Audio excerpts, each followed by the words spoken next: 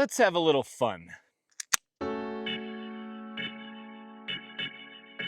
Hey, I'm Ben. I'm a huge fly fisherman. Today, we're gonna talk about some types of fishermen that you might run into out there on the water. I've made a few videos like this before, so you might wanna check those out before you leave a comment like, oh, you forgot to do this one or that one.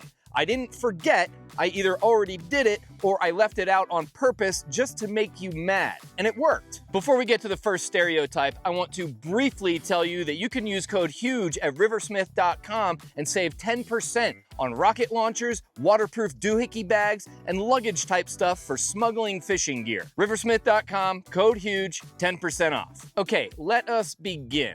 One type of fisherman that you'll see in the wild is the caster baiter. 27 false casts to throw the fly 12 feet. Look at me, I'm fly fishing. Nope, you're fly casting. If you want to fish, that fly's gotta be in the water. That's where the fish are. But hey, if you want to spend all day waving your wizard wand around and tangling your leader, go for it, pal. You definitely look super cool. It's funny that the people you see doing this are always terrible casters, but it also makes sense because good casters have learned to false cast as little as possible. Next angler stereotype you'll see out there, multiple rod guy. Always prepared. He's wade fishing the fire hole and he's got a dry rod, streamer rod, bobber rod, maybe even a bonus Euro pole, because you never know, right? Multi-rod guy can't be bothered to re-rig streamside because he thinks it's not efficient and he wants to minimize his downtime. That's what he tells you anyway, but really he just sucks at tying knots. It would take him 15 minutes to tie a nymph rig instead of the 2 minutes it takes a competent angler. How does multi-rod guy even work his way up a creek?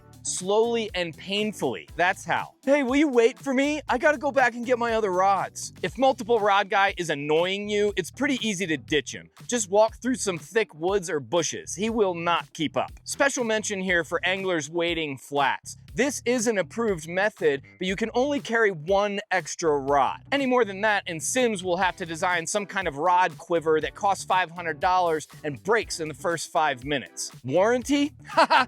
You. Next one, carp guy. Guys that specialize in carp portray themselves as carefree and easygoing. Hey man, I fish for poop fish, no pretense here. Carp guys are snobby, trust me. They're so cool because they're not mainstream. Oh, you're a trout fisherman just like everyone else? Pfft, they don't even fight hard. Cool bobber, bro. Carp fishermen think they're onto some kind of secret that no one knows about. Half of them think that they invented carp fishing with fly rods. I've got news for you guys. Carp were being caught on flies way before you even bought your first tube of rod grease. Okay, the next guy we'll talk about is actually super chill in my experience. Musky guy. Musky guy doesn't give a about anything because he has absolutely zero expectation of catching a fish. Musky guys are the only anglers that are allowed to say, it's just nice to be out and not get hit with my empty beer can. Except for some very brief moments of chaos, a day of musky fishing is more about checking out each other's flies, enjoying premium boat snacks, and finding the most efficient way to cast a wet sock. We could all learn a lot from musky guys. Next one, the fish counter. How did you guys do today? How many did you catch? I got 76 strikes, landed 42, and lost 11. Well, 10 if you don't count the one that flopped out of the net before I could get a picture. Fish counter guy is 100% a Euro nympher and probably some kind of engineer. His fly boxes are super organized, and his camera roll has a picture of every 6-inch fish he's ever caught. They're little gems, you know? Next. I used to be a guide guy.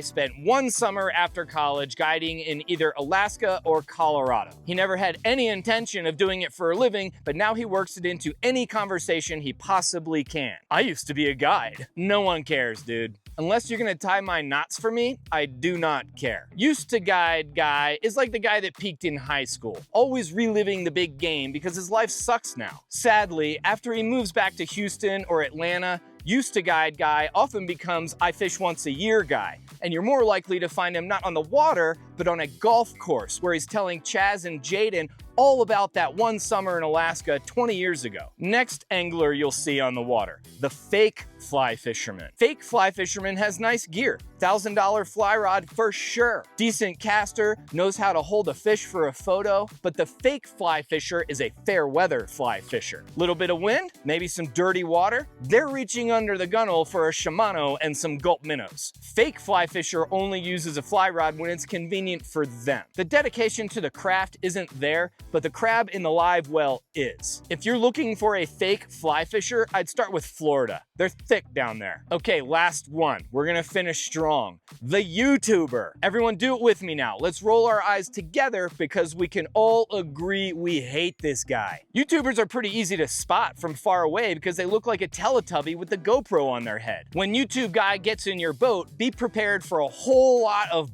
to come with it. Pelican cases, batteries, wires everywhere, a massive ego. Not that I would know, but I've heard it gets bad. YouTube guy is gonna ruin the vibe, ruin the whole flow of the day. Hey, can you do that again? I didn't get the shot. Just hold him up one more time for me. Less elbow. Could you guys be quiet? I'm trying to film here. And what about the hot spotting? It is literally impossible to make a video about fly fishing without telling millions of people where you are. It can't be done. And why do they all have such annoying voices? Do they talk like that on purpose? All right, that's gonna do it for this one. Again, if I didn't mention you or someone you know, it's not because I forgot, it's because you don't matter to me. Thanks as always for watching another one of my huge fly fisherman videos. I'll see you next time. Until then, go kick a YouTuber and stay huge.